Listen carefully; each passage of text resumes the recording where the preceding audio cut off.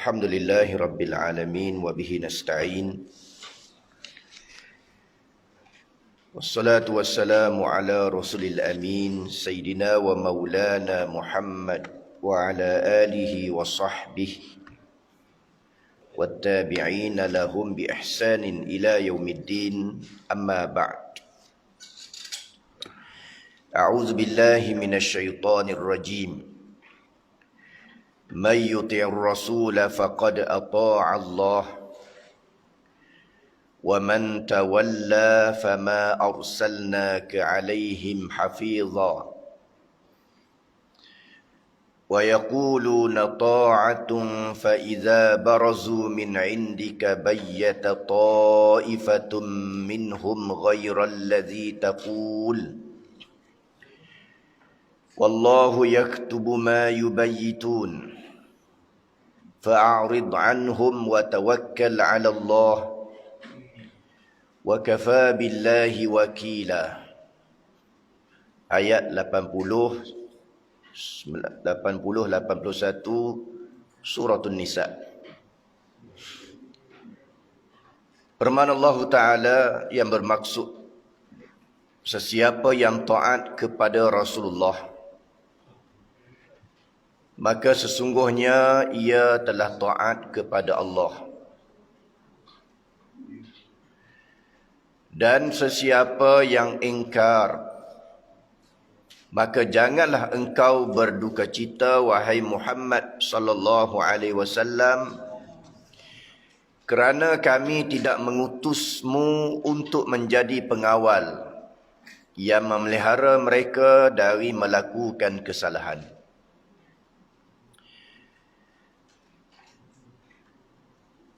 Dan mereka, yakni golongan munafik, berkata, kami taat.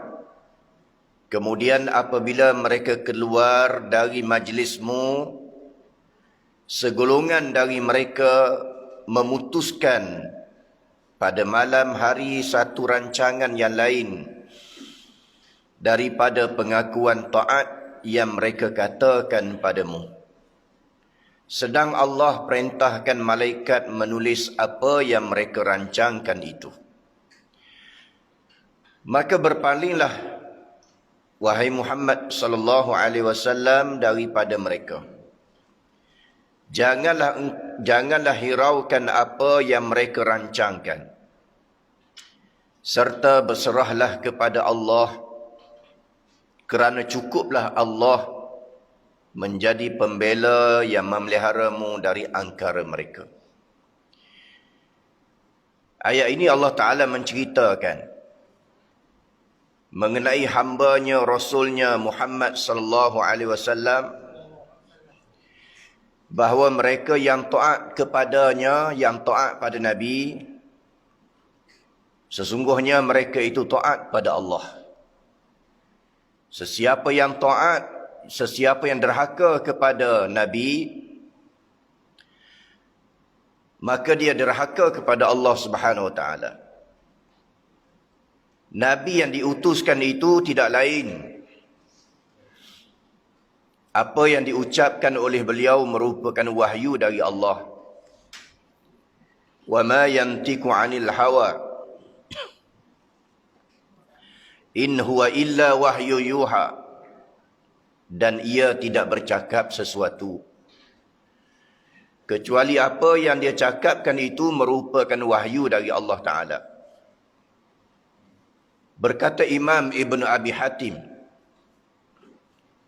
diriwayatkan daripada Ahmad bin Sinan, daripada Abu Muawiyah, dari Al-Amash, dari Abi Saleh, dari Abi Hurairah radhiyallahu an, katanya, sabda Rasulullah sallallahu alaihi wasallam, man ata'ani faqad ata'a Allah wa man 'asani faqad 'asa Allah wa man ata'a amira faqad ata'ani wa man 'asal amir faqad 'asani.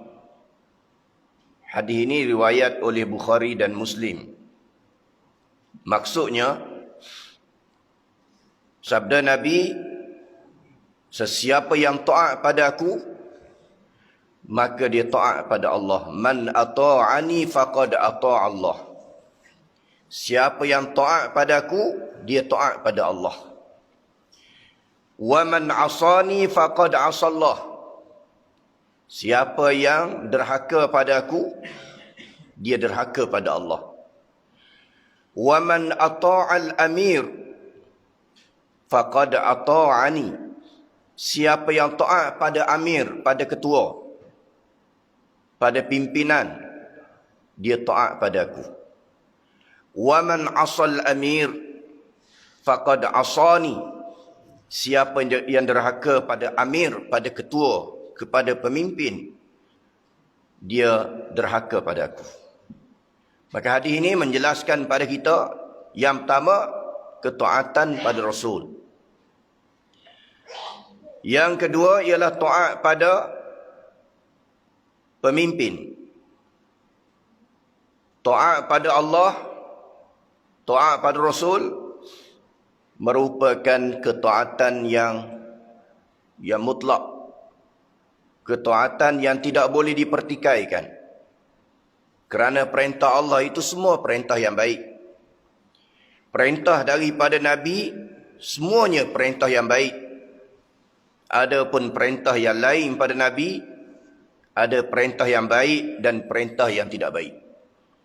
Perintah yang baik kena ikut. Perintah yang maksiat, maka kena tegur. Hatta ibu bapa sekalipun. Kerana itu Allah Ta'ala berfirman di dalam surah Luqman,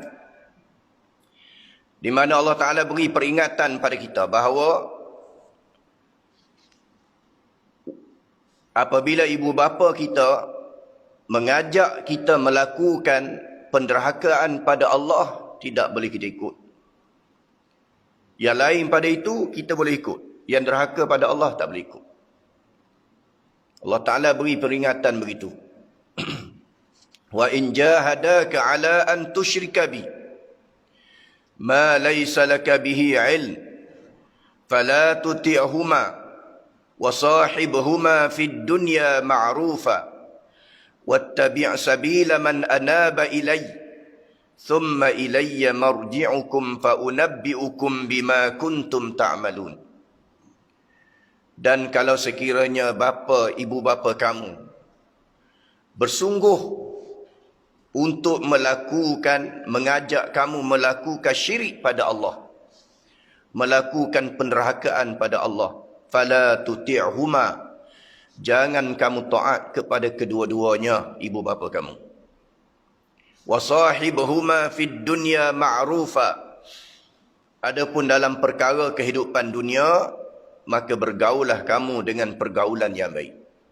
Yang tak boleh taat, perkara maksiat, hatta ibu bapa sekalipun. Tapi dengan suasana yang baik. Maka begitulah dalam soal kita berhubungan dengan amir, dengan pimpinan, dalam perkara maksiat pada Allah, tak boleh taat. Tegur dengan cara yang baik. Nasihat dengan cara yang baik. Dilarangkan kita mengangkat senjata lawan pemimpin. Tapi tegur dengan cara yang baik. Inilah cara berta'amul, berinteraksi, bermuamalah dengan kepimpinan Islam itu sendiri. Oleh kerana taat kepada kepimpinan Islam yang baik merupakan ketaatan kepada Rasulullah sallallahu alaihi wasallam, maka kita tidak boleh menentang kepimpinan dengan bersenjata, sebagaimana yang berlaku dalam masyarakat di luar sana. Oleh kerana di sana Rasulullah sallallahu alaihi wasallam telah menyatakan pada kita, wa in ta'ifatani minal mu'minina qatatalu fa aslihu. Allah Ta'ala berfirman, wa in ta'ifatani minal mu'minina qatatalu fa aslihu bainahuma fa in baghat ihdahuma faqatilul lati tabghi hatta tafi'a ila amrillah. Bila dua golongan di kalangan umat Islam itu berperang, bila perang, berdamai, bersahabat dah, berkelahi, diajak pada perdamaian, berdamai, kemudian perang semula. Maka Allah Ta'ala kata apa? فَأَصْلِحُوا بَيْنَهُمَا, damaikan bila mereka perang. فَإِنْ بَغَتْ إِحْدَاهُمَا عَلَى الْأُخْرَى, kalau sekiranya satu golongan itu melampau, barat, burah, melampau, فَقَاتِلُوا الَّتِي تَبْغِي, perangilah golongan yang melampau, hatta tafi'a ila amrillah, sehinggalah golongan yang melampau itu kembali pada hukum hakam Allah Ta'ala. Ini Allah Ta'ala perintah supaya umat Islam berdamai, cari titik persamaan yang tidak boleh menyebabkan berlakunya perpecahan di kalangan umat Islam yang kelak akan merugikan umat Islam itu sendiri. Nak berkelahi mudah, tetapi nak menyatukan memerlukan masa perundingan yang banyak. Dalam hadis pula Nabi SAW bersabda, "Izal taqal muslimaini bisayfayhima, al-qatil wal maqtul finnar." Rawahul Bukhari wa Muslim. Bila bertemu dua pedang, ni zaman dulu, zaman Nabi pedang lah. Belum ada musaddas. Musaddas ni pistol. Belum ada zaman Nabi. Kalau dah ada zaman Nabi, Nabi sebutlah. Izal taqal musaddain, bila bertemu dua pistol. Tapi zaman Nabi belum ada, maka Nabi guna bahasa zaman dia. Izal taqal muslimaini bisayfayhima, bila dua kumpulan di kalangan umat Islam bertembung pedang-pedang mereka. Al-qatil wal maqtul finnar, yang membunuh masuk neraka, yang dibunuh pun masuk neraka. Yang bunuh masuk neraka, yang kena bunuh masuk neraka. Dua-dua masuk neraka. Lalu sahabat radhiyallahu anhu rasa heran. Bagaimana yang kena bunuh pun masuk neraka? Kita pun heran. Kalau yang bunuh masuk neraka tak pelik sebab dia jahat. Ni hak kena bunuh pun masuk neraka. Maka keheranan sahabat itu, akhirnya mereka tanya, "Fama balul maqtul?" Bagaimana orang yang dibunuh juga masuk neraka? Dijawab oleh Nabi SAW, "Innahu kana harisan ala qatli akhihi." Kerana dia juga bersungguh-sungguh untuk membunuh sahabatnya. Jadi masing-masing bersungguh. A nak bunuh si B, B pun nak bunuh si A. Tapi oleh kerana si B mati dulu, tak boleh bunuh si A. Tidak dia bunuh. Maka oleh kerana masing-masing ada niat membunuh antara satu sama lain, kedua-duanya dimasukkan ke dalam neraka wal'iyadzabillah. Nasib baik dia mati dulu, kalau tidak dia bunuh kita. Jadi dua-dua masuk neraka. Inilah umat Islam perlunya kepada perdamaian yang tidak menyebabkan pertumpahan darah sebagaimana berlaku di Asia Barat pada hari ini. Berlaku di Mesir, berlaku di Syria, berlaku di Saudi, berlaku di Yaman, peperangan yang melibatkan sama umat Islam. Padahal Nabi lahir di kalangan bangsa Arab. Nabi lahir di Saudi, di Makkatul Mukarramah, tapi di sana berlaku perang. Perang antara Saudi dengan Yaman. Padahal mereka baca hadis, "Izal taqal muslimaini bisayfayhima, al-qatil wal maqtul finnar." Bila bertembung dua pedang di kalangan umat Islam, yang bunuh masuk neraka, yang kena bunuh masuk neraka. Sebab apa yang dibunuh masuk neraka? Sebab dia pun bersungguh-sungguh untuk membunuh sahabatnya. Tapi inilah yang berlaku. Di tempat Nabi bercakap, di tempat Nabi bersabda, di tempat Nabi lahir, disitulah hari ini berlakunya peperangan. Bangsa yang bercakap mengikut bahasa Nabi, mereka lah yang berperang pada hari ini. Mereka tidak mengikuti sunnah daripada Nabi SAW yang mengajak manusia kepada keamanan. Pernah satu hari Nabi SAW terjaga dari tidur. Lalu Nabi bersabda, wailul lil Arab, celaka orang Arab, kata Nabi. Min syarri qad iqtarab, daripada kebinasaan yang sudah hampir. Menyebabkan isteri Nabi terkejut. Sebab apa orang tua ni bangkit-bangkit tidur celaka Arab. Kita pun heran kalau suami bangkit-bangkit celaka orang lunas. Pelik kita. Awak orang tua ni buat tabiat, bangkit-bangkit terus celaka. Patut baca doa lah. Alhamdulillahillazi ahyana ba'dama amatana wa ilaihin nusyur. Segala puji bagi Allah yang menghidupkan kami setelah mati dan kepadanya kami kembali. Ni bangkit-bangkit, wailul lil Arab, celaka bangsa Arab.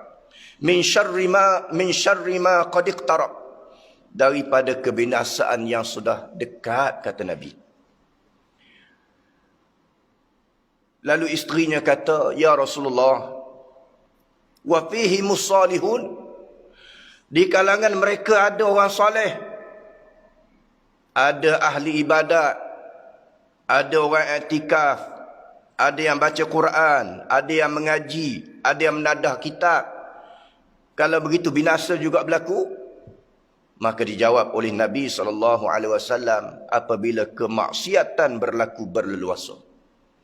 Bila maksiat berlaku berleluasa, banyak maksiat berlaku, maka hampirlah kemusnahan berlaku.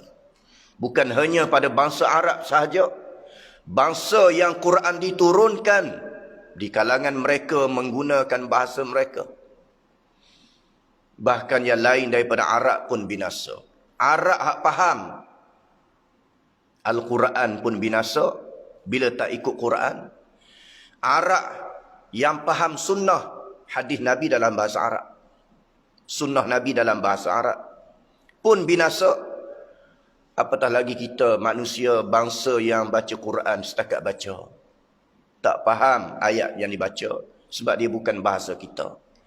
Kita baca sunnah pun tak faham sebab sunnah dalam bahasa Arab, sunnah hadis sama makna. Yang pertama sunnah, kedua hadis. Ini makna yang sama. Sunnah dengan makna sesuatu yang dinisbahkan kepada Nabi. Ma udhifa ilan Nabi min qaulin wa af'alin. Setiap sesuatu yang dinisbahkan pada Nabi, sama ada perbuatan, ucapan, kelakuan, maka itu disebut dengan sunnah. Hadis pun sama. Ma udhifa ilan Nabi, suatu yang dinisbah pada Nabi. Perkataan, perbuatan, kelakuan, itu semua disebut sebagai sunnah atau hadis. Sebab kita kadang-kadang faham, kita silap faham. Bila sebut sunnah, pakai serban. Sunnah, pakai jubah. Padahal sunnah ini setiap benda yang dinisbah pada Nabi.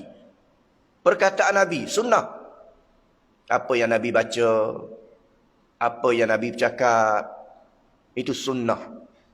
Kedua, ialah perbuatan. Bagaimana Nabi buat? Bagaimana Nabi sembahyang? Bagaimana Nabi puasa? Bagaimana Nabi berjalan? Bagaimana Nabi makan? Bagaimana Nabi minum? Dan begitulah yang lainnya, maka itu disebut dengan sunnah atau hadis.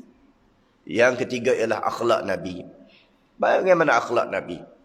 Bagaimana Nabi berinteraksi dengan isteri, anak-anak, para sahabat, hubungan Nabi dengan Allah Subhanahu wa taala, maka itu semua disebut dengan sunnah atau hadis. Sebab kita mempersempitkan konsep sunnah itu dengan makna pakaian dan sebagainya. Padahal sunnah ini sifat dia syumul, yang merangkumi semua daripada perbuatan, perkataan, akhlak yang lahir daripada Nabi SAW. Dan seterusnya, firman Allah Ta'ala lagi, وَمَنْ تَوَلَّى فَمَا أَرْسَلْنَاكَ عَلَيْهِمْ حَفِيظًا. Dan sesiapa yang berpaling setelah kami utuskan kamu kepada mereka, Allah dah utuskan Nabi, tiba-tiba mereka berpaling, tak ikut Nabi, fama arsalnaka alaihim hafiza, dan tidaklah kami utuskan kamu wahai Nabi SAW kepada mereka ini untuk menjaga mereka. Kami tak perintah kamu begitu. Bahkan kamu ni wahai Nabi, tugas kamu ialah beri nasihat. Tugas kamu menyampaikan, bukan makna nak kena kawal. Kena kawal 24 jam. Tidak. Kalau mereka ikut, alhamdulillah. Tak ikut, merekalah yang bertanggungjawab. Cumanya kalau jadi pemerintah, ada kuasa, boleh laksanakan. Kalau tidak menjadi pemerintah, setakat suruh.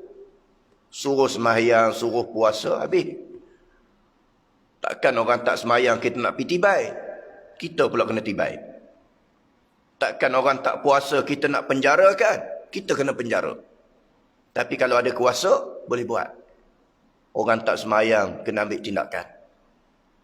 Yang tidak puasa, boleh ambil tindakan. Orang Islam yang judi, boleh ambil tindakan. Yang minum arak, boleh ambil tindakan. Sebab ada kuasa. Maka sebab itulah perlu pada kuasa. Dan kerana itulah Nabi SAW menjadi pemimpin umat Islam di Madinah. Bila menjadi pemimpin, apa yang diarahkan oleh Nabi bukan setakat Nabi sampaikan, bahkan di sana dia ada kuasa. Orang tak sembahyang dikenakan hukuman. Yang berzina dikenakan hukuman. Yang mencuri dikenakan hukuman. Bahkan ada yang dipotong tangan. Yang mencuri dipotong tangan. Wanita yang berzina, lelaki berzina disebat. Sebab ada kuasa. Maka sebab itulah kewajipan umat Islam mencari kuasa. Wajib mencari kuasa. Sehingga mereka mampu melaksanakan perintah Allah yang tidak boleh mereka lakukan kecuali dengan kuasa. Perkara ini disebut oleh ulama. Ma la yatimmul wajib illa bihi fahuwa wajib. Tidak terlaksana suatu yang wajib kecuali wasilah-wasilah kepadanya, perantaraan-perantaraan kepadanya juga menjadi wajib. Jadi nak melaksanakan hukum-hukum Quran, perlunya kepada kuasa, maka mencari kuasa hukumnya adalah wajib. Sebagaimana nak sembahyang. Nak sembahyang, pertama kena ada pakaian. Kedua kena ada air untuk berwuduk. Asal berpakaian ini hukumnya tidak wajib pakai. Kalau duduk rumah seorang, nak pakai seluar pendek, boleh, tak ada masalah. Kalau nak duduk di hutan belantara seorang, pakai seluar pendek, tak ada masalah. Tapi bila nak sembahyang, wajib menutup aurat. Mengambil sembahyang hukumnya, ada masanya harus, ada masanya sunat, dan ada masanya wajib. Bila sembahyang, maka hukum mengambil sembahyang wajib. Maka mencari air hukumnya wajib. Ma la yatimul wajib illa bihi fahuwa wajib. Tidak terlaksana perkara yang wajib kecuali segala perantara kepadanya juga menjadi wajib. Berpakaian untuk sembahyang wajib, maka mencari pakaian hukumnya wajib. Begitulah nak melaksanakan hukum Allah yang masih banyak yang belum kita mampu lakukan. Kecuali dengan kuasa, maka mencari kuasa hukumnya adalah wajib. وَمَنْ تَوَلَّى فَمَا أَرْسَلْنَاكَ عَلَيْهِمْ حَفِظًا. Dan jika mereka berpaling, wahai Muhammad, daripada apa yang kamu sampaikan, kamu bukanlah yang menjaga mereka. Tetapi kamu ini, مَا عَلَيْكَ مِنْهُ إِلَّا عَلَيْكَ إِلَّا الْبَلَغُ. Dan tidak adalah kamu ini kecuali al-balagh, at-tabligh, iaitulah menyampaikan. Nabi Muhammad tugas dia al-balagh, tabligh, menyampaikan. Orang ikut alhamdulillah, tak ikut mereka punya pasal. Orang yang paling hampir dengan Nabi SAW tak ikut Nabi. Abu Talib, orang dekat dengan Nabi, yang pelihara Nabi sejak daripada Nabi zaman kanak-kanak sampai Nabi kahwin, dijaga oleh Abu Talib. Sayang Abu Talib pada anak saudaranya Nabi Muhammad. Tapi Abu Talib tak beriman pada Allah, mati kafir. Wa ma 'alaika illa al-balagh, tidak ada tugas kamu kecuali menyampaikan. Wa man tawalla fama arsalnaka 'alaihim hafiza, siapa yang berpaling maka kamu bukan diperintah untuk jaga mereka, kamu sampaikan saja. Sehingga Nabi ajak Abu Talib pada Islam, ya ammi qul la ilaha illallah, wahai bapa saudaraku, ucaplah la ilaha illallah. Kalau kamu ucap kalimah la ilaha illallah ini, insya-Allah dengan kalimah ini kamu selamat. Man kana akhiru kalamihi la ilaha illallah dakhala al-jannah, siapa yang mati dengan kalimah la ilaha illallah, tempatnya syurga. Dan dia tidak buat benda-benda yang boleh merosakkan kalimah la ilaha illallah. Kalau buat rosak benda-benda yang melakukan benda yang merosakkan la ilaha illallah, dia kena ucap kalimah yang lain pula. La ilaha illallah. Asyhadu an la ilaha illallah wa asyhadu anna Muhammad Rasulullah. Sebab tu bila nak kahwin, Tok Qadi duk ajak kita mengucap syahadah. Sebab apa? Itu yang disebut yang pertama, dia panggil tajdid, memperbarui kalimah syahadah. Yang kedua, bimbang takut akidah rosak. Bila akidah rosak, akad nikah pun tak sah, saksi pun tak sah, wali pun tak sah. Maka sebab tu semua syahadah, termasuk Tok Qadi sendiri pun syahadah sama. Inilah wajibnya jaga kalimah ini. Man kana akhiru kalami la ilaha illallah dakhala al-jannah. Siapa yang kalimah yang paling akhir yang ada dalam dirinya la ilaha illallah, syurga tempatnya. Jangan buat benda-benda yang boleh batalkan syahadah. Jangan buat. Yang pertama, perbuatan. Jaga perbuatan daripada melakukan perbuatan yang boleh merosakkan akidah. Kedua, jaga lidah daripada berkata sesuatu yang boleh merosakkan akidah. Ketiga, jaga hati daripada perkara-perkara, bisikan-bisikan, gangguan-gangguan daripada syaitan yang boleh menyebabkan akidah kita rosak. Ini kena jaga. Orang pergi gereja, kita tak boleh ikut pergi gereja. Orang pergi kuil, tak boleh kita ikut sama. Orang buat upacara-upacara yang dianggap sebagai upacara yang bercanggah dengan agama, jangan buat. Walaupun sahabat sekalipun, walaupun rakan taulan. Yang kedua, nak bercakap, fikir dulu. Apa yang aku bercakap ni bercanggah tak dengan Quran? Bercanggah tak dengan sunnah, dengan hadis Nabi?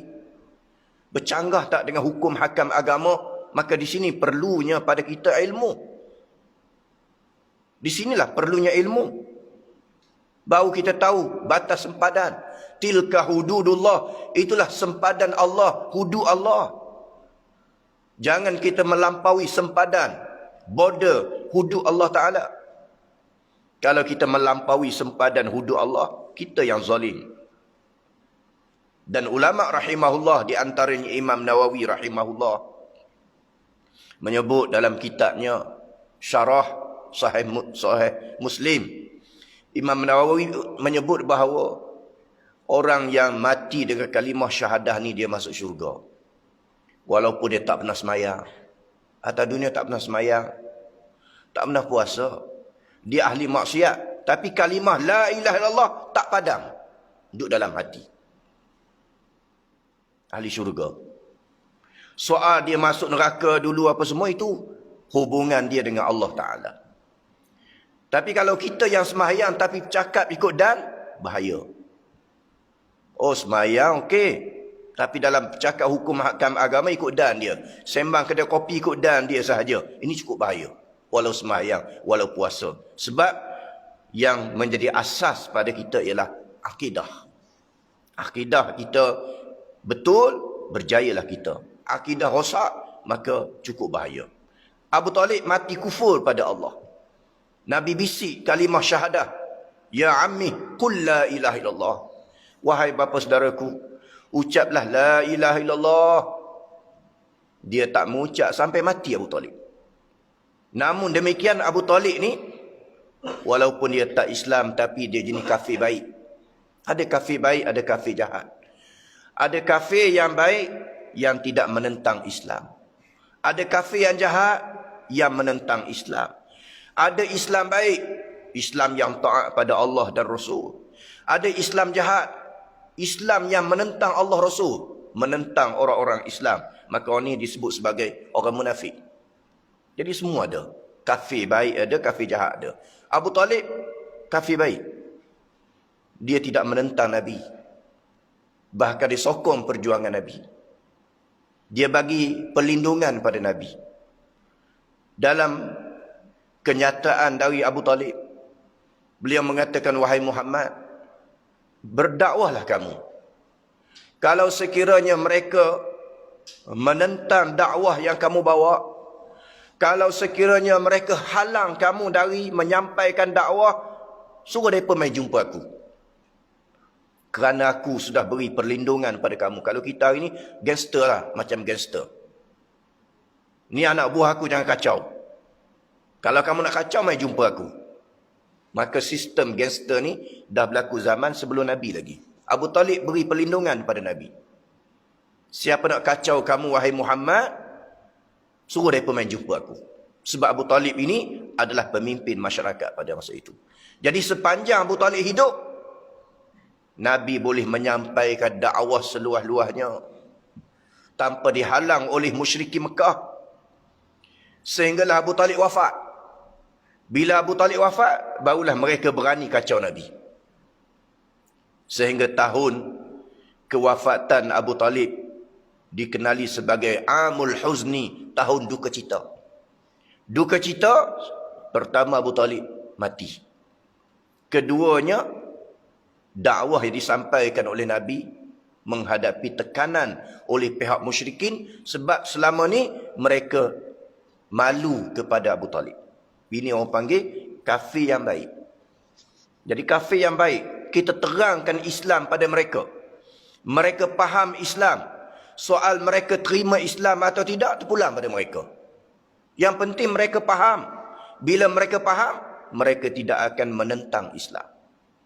Tuan-tuan boleh search dalam internet, banyak orang-orang yang seperti namanya Kumuta. Orang-orang seperti David Chua. Orang-orang seperti Balachandran. Tengok latar belakang dia. Dia ni di kalangan bukan Islam, tapi dia menyokong perjuangan Islam. Dia menerangkan Islam kepada orang Islam sendiri. Dia menerangkan Islam kepada masyarakat bukan Islam. Maka inilah yang berlaku pada Abu Talib. Dia tidak menentang Islam, cuma dia tak masuk Islam. Allah Ta'ala tak beri hidayah pada mereka. Wa ma 'alaika illal balagh, dan tidak ada tugas kamu wahai Muhammad kecuali al-balagh, at-tabligh, menyampaikan. Soal hidayah itu ialah daripada Allah Subhanahu Wa Ta'ala. Sehingga Nabi SAW sedih bila Abu Talib wafat. Tak masuk Islam, sedih Nabi. Allah Ta'ala tahu kesedihan Nabi. Allah Ta'ala hantar malaikat Jibril alaihissalam, sampaikan wahyu pada Nabi. Beritahu pada Nabi, wahai Nabi, kamu tidak lain hanya tugas kamu menyampaikan. Soal hidayah petunjuk ini adalah urusan Allah. Innaka la tahdi man ahbabta, walakin Allah yahdi man yasha, wa huwa a'lamu biman ihtada. Sesungguhnya kamu tidak boleh beri hidayah petunjuk kepada orang yang kamu kasihi. Allah lah yang memberi hidayah pada mereka yang Allah Ta'ala kehendaki. Dan dialah Allah yang lebih mengetahui siapa yang lebih layak mendapat petunjuk dari Allah. Sebab tu jangan heran, awaknya Abu Talib tak masuk Islam. Ini urusan Allah. Awaknya Fir'aun, bukan orang lain, Fir'aun ayah angkat Nabi. Sebab apa tak masuk Islam? Dia pula soal Allah Ta'ala. Jadi kerja pula duk soal Allah. Awaknya ayah Nabi Ibrahim, Azar tak beriman. Duk soal. Ini urusan Allah Ta'ala. Serah pada Allah. Kita ni tak tahu lagi mati beriman atau sebagainya. Hari ni, Alhamdulillah. Esok lusa, Wallahu a'lam. Cuma kita doa pada Allah. Supaya Allah Ta'ala mengekalkan kita dengan hidayah petunjuk. Sehingga kita dimatikan oleh Allah di atas Islam ini. Doa pada Allah. Ihdinas siratal mustaqim. Tunjukilah kami jalan yang lurus. Siratal ladzina an'amta alaihim minan nabiyyin was-siddiqin wasyuhada'i was-salihin wa hasuna ulaika rafiqa. Supaya kita berada di atas jalan para nabi, para rasul, para siddiqin, para syuhada, para salihin. Ini yang kita nak. Kehidupan dunia sementara. Manusia berebut berkelahi sebab dunia. Nak mempertahankan diri. Nak mempertahankan diri bukan nak pertahan agama, pertahankan kepentingan dunia. Sahabat pernah tanya Nabi, siapa yang menjadi pejuang yang sebenarnya wahai Nabi? Man yuqatil li maghnam. Adakah orang yang berjuang kerana maghnam? Maghnam ini maksudnya harta rampasan perang. Bila menang boleh unta, boleh kuda, boleh emas. Maka ini disebut dengan maghnam atau ghanimah. Yang kedua, yang berperang li syuja'atih, kerana berani. Dia dikenali sebagai pahlawan, orang gagah, orang yang hebat pidato dan sebagainya. Siapakah yang berperang yang sebenar-benarnya berjihad? Ditanya oleh sahabat. Sebab masing-masing ada. Aku ni kalau menang boleh jadi ketua. Kalau menang boleh jadi menteri. Atau atas sikit, Perdana Menteri. Hak rendah sedikit, jadi ketua JKK. Ada perang lagu tu. Dan ada yang perang sebab berani, gagah. Sehingga ada seorang sahabat, nama dia Abu Dujanah radhiyallahu an. Dalam peperangan dia buka dada. Menunjukkan aksi bahawa dia ni orang gagah. Sehingga ditegur oleh sahabat yang lain. Wahai Abu Dujanah, ni perangai lagu ni bukan perangai orang Islam. Kata sahabat pada Abu Dujanah. Abu Dujanah menjawab, dia kata passion dia dah. Perang ni kena tunjuk gedebe, kena tunjuk something. Ni kalau perang buat warak lagu tu, mereka katak kepala. Mereka pijak kepala. Jadi bila perang kena tunjuk hebat. Tu kata Abu Dujanah. Sehingga sahabat ni kelahi. Hak ni kata tak boleh, Abu Dujanah kata boleh.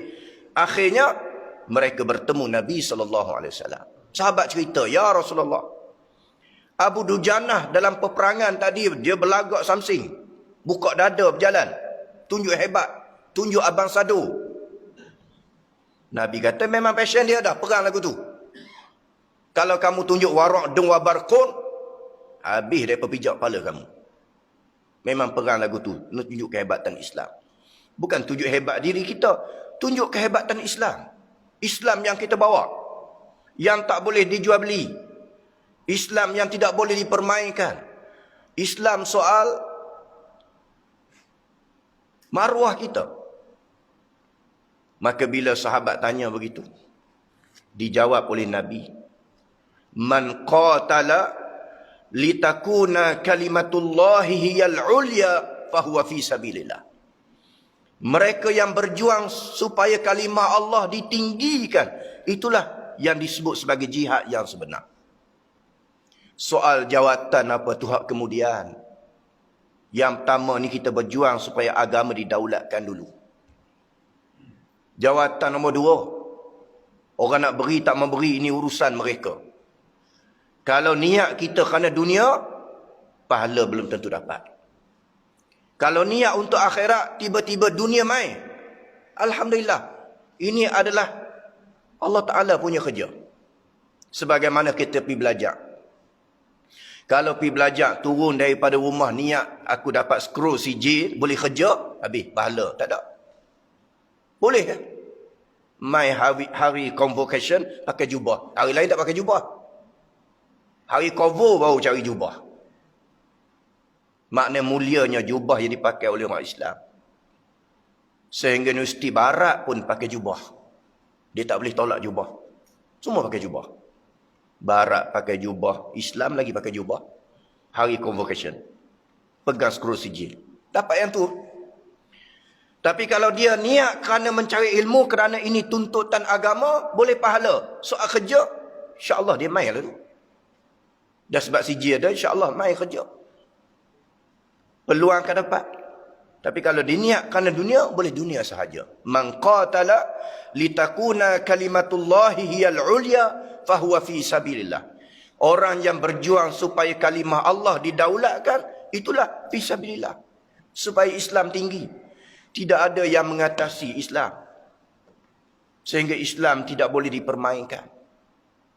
Islam tidak boleh dipersendakan. Ni Islam boleh main gurau senda sahaja. Ada masa nak Islam, ada masa tak mau Islam.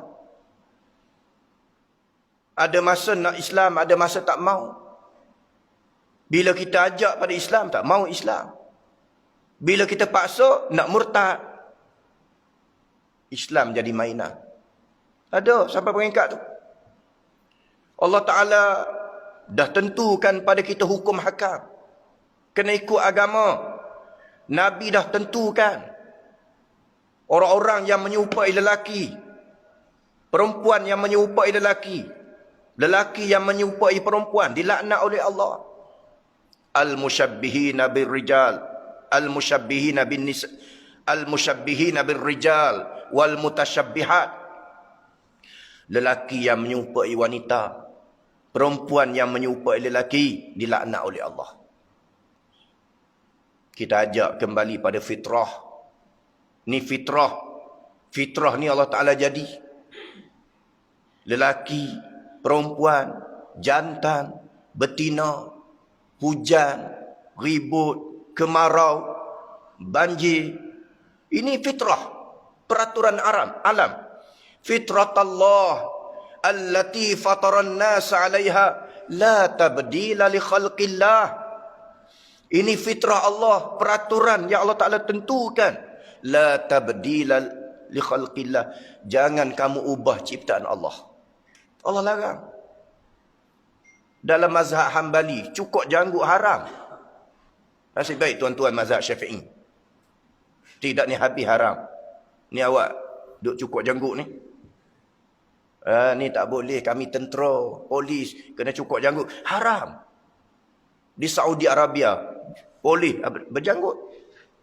Sebab mereka mazhab Hambali. Hukum cukur janggut haram. Sebab apa? Ubah ciptaan Allah. Habis, boleh pendek ya. Cukur tak boleh. Tu Saudi, boleh janggut punya panjang. Sebab dalam mazhab Hambali, orang Saudi mazhab Hambali. Wajib simpan janggut. Memanjangkan janggut, sunat. Italah, memanjangkan. Qassus syari', pendekkan misai atau cukur janggut. I'fa'ul lihyah, biarkan janggut. Biar elok-elok lah. Jangan bagi tak elok. Biar bagi elok. Buh minyak dan sebagainya. Cukur janggut haram, mazhab Hambali. Sebab ini juga termasuk dalam tabdila li khalqillah. Ubah ciptaan Allah. Tiba-tiba lelaki pakai perempuan. Bila kita kata kembali pada Islam, oh aku nak kafir. Oleh kerana hang suruh aku ikut agama. Aku nak kafir, nak murtad. Wal'iyadzabillah. Islam jadi main-mainan. Sampai hari ini polis cari tak jumpa. Dalam kenyataan polis kemarin. Tak jumpa cari. Entah mana. Barangkali ikut ayah PIN ke mana tak tahulah.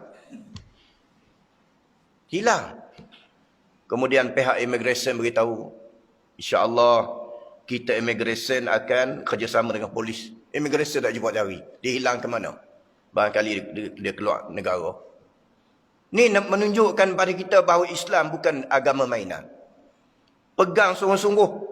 Doa banyak-banyak pada Allah. Ihdinas siratal mustaqim. Tunjukilah kami jalan yang lurus. jalan yang membawa kepada kita kepada syurga Allah Subhanahu wa taala. Wallahu a'lam. Bismillahirrahmanirrahim. Alhamdulillah wassalatu wassalamu ala Rasulillah. Nabiyyina Muhammad wa ala alihi wa sahbihi ajma'in. Rabbana 'alaika tawakkalna wa ilaika anabna wa ilaikal masir. Rabbana la tuzigh qulubana ba'da idh hadaitana wa hayyi' lana min amrina rashada. Allahumma inna na'udzubika minal barasi wal jununi wal juzam wa min sayyi'il asqam. Rabbana atina fid dunya hasanah wa fil akhirati hasanah wa qina azaban nar. Wa sallallahu wasallam wa baraka ala nabiyyina Muhammad wa ala alihi wa sahbihi ajma'in. Wa akhiru da'wana anil hamdulillahi rabbil alamin.